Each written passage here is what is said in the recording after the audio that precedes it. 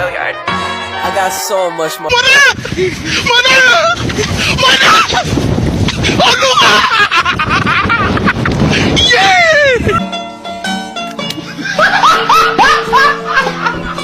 Are you ready, kids? Aye, aye, Captain! I can't hear you. Aye, aye, Captain! Oh! Fucking design on right now.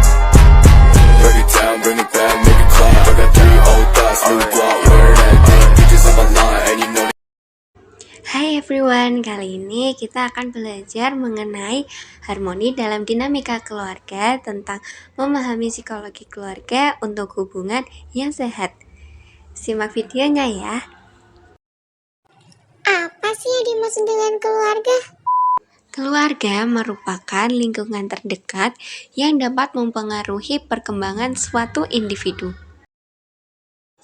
Nah, psikologi keluarga membahas tentang interaksi antara anggota keluarga, peran, dan fungsi dari setiap individu di dalam keluarga. Memahami psikologi keluarga juga dapat membantu dalam membangun hubungan keluarga yang sehat dan harmonis. Berikut ini beberapa faktor yang mempengaruhi hubungan keluarga. Yang pertama, komunikasi yang buruk antar keluarga. Yang kedua, konflik dan ketegangan. Yang ketiga, perbedaan nilai dan keyakinan. Yang keempat, peran dan tanggung jawab yang tidak jelas. Dan yang kelima adalah stres dan tekanan.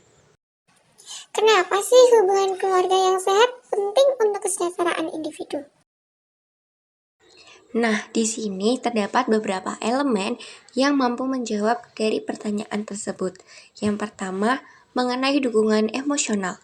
Keluarga yang sehat memberikan dukungan emosional yang mampu membantu individu mengatasi stres dan meningkatkan kesejahteraan mental. Yang kedua, secara keamanan dan kebutuhan dasar. Hubungan keluarga yang sehat akan memberikan rasa aman dan memenuhi kebutuhan dasar anggotanya, seperti makanan, tempat tinggal, dan kasih sayang. Yang ketiga, pembelajaran dari pengembangan. Nah, keluarga yang sehat adalah lingkungan di mana individu dapat belajar mengenai keterampilan sosial, nilai-nilai, dan cara mengelola emosi yang penting untuk perkembangan pribadinya. Selanjutnya ada kesehatan fisik.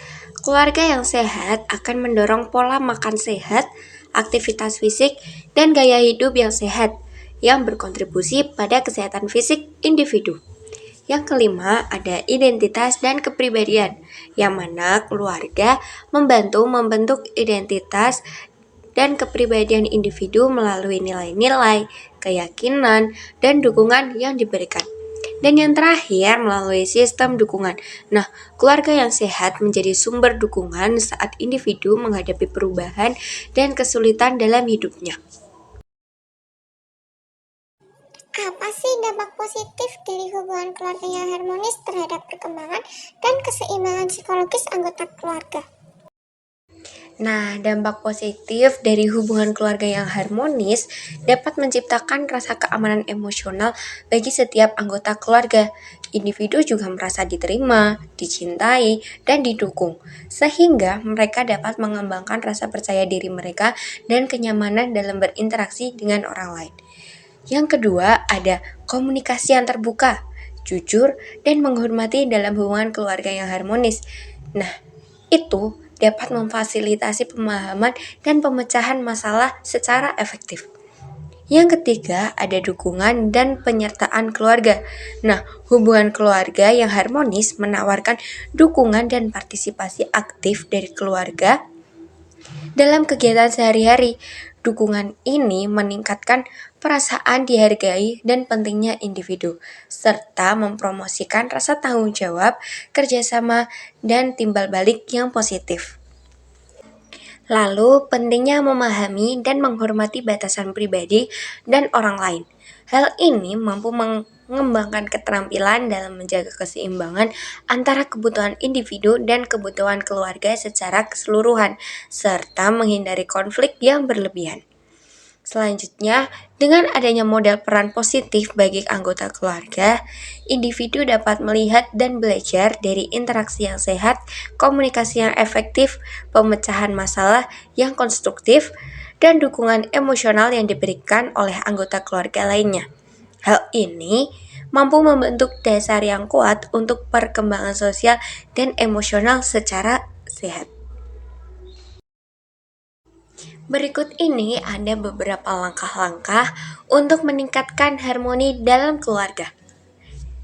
Yang pertama, dengarkan jika ada yang sedang berbicara, baik dari ayah, ibu, atau anak. Yang kedua, jangan menilai atau mengkritik. Yang ketiga, berbicara dengan sopan dan jelas. Yang keempat, jangan membiarkan konflik semakin membesar. Yang kelima, jika ada konflik, cari solusi yang saling menguntungkan. Selanjutnya, jangan memaksakan pendapat, karena setiap orang akan memiliki pendapat yang berbeda-beda. Kita tidak harus menuntut orang untuk berpendapat sama seperti kita. Yang ketujuh, hormati perbedaan pendapat. Kita harus saling menghargai antar perbedaan pendapat yang ada di lingkungan keluarga. Yang kedelapan, diskusikan masalah secara terbuka. Jadi, apa yang kamu rasakan, apa yang kamu keluhkan, kamu bisa untuk ungkapkan di dalam diskusi secara bersama-sama dalam keluarga. Yang kesembilan, tentukan peran dan tanggung jawab masing-masing anggota keluarga. Nah, di dalam keluarga pasti akan memiliki perannya masing-masing seperti peran ayah, peran ibu, peran anak itu seperti apa. Jadi kita harus menentukan peran itu sesuai dengan perannya masing-masing. Yang ke-10, jangan memaksakan tanggung jawab pada satu orang saja. Kita tidak bisa memaksakan peran hanya pada satu orang saja. Semisal kita menitik beratkan peran ibu pada ayah. Lalu peran ibu untuk apa? Seperti itu. Jadi kita bagi rata, peran ayah itu seperti apa, peran ibu itu seperti apa, peran sebagai anak itu seperti apa. Seperti itu. Selanjutnya, bekerja sama dalam menyelesaikan tugas. Nah, walaupun kita sudah membagi tugas-tugas antar peran, di samping itu kita juga harus saling bekerja sama dalam menyelesaikan tugas. Yang selanjutnya nomor 12, cari cara untuk mengurangi stres. Yang ke-13, jangan menyalahkan orang lain. Jadi sebelum kita menyalahkan orang lain, sebaiknya kita introspeksi pada diri kita sendiri. Apakah mungkin kita yang salah atau bagaimana? Nah, kita jangan langsung menuduh atau menyalahkan orang lain. Yang selanjutnya, berbicaralah pada orang yang dapat dipercaya. Jika kita mengalami stres, janganlah sampai setiap peran harus menimbunnya secara diam-diam. Kita dapat mengungkapkannya kepada orang yang kita percaya.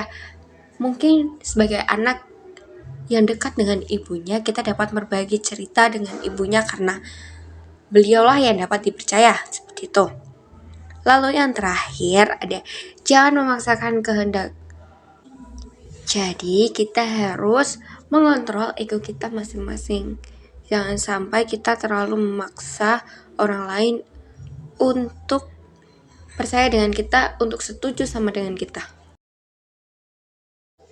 Kesimpulan dari materi kita kali ini adalah memahami psikologi keluarga dapat membantu dalam meningkatkan kualitas hubungan keluarga, karena hal itu penting untuk membangun hubungan keluarga yang sehat dan harmonis serta menjaga kesehatan mental dan emosional setiap individu. Mungkin itu saja yang dapat saya sampaikan, kurang lebihnya mohon maaf. So, thank you guys yang udah nonton video aku dari awal sampai akhir. See you on the next video. Bye. Bring it back, make it clap. I got 3 old thoughts, new guap, where that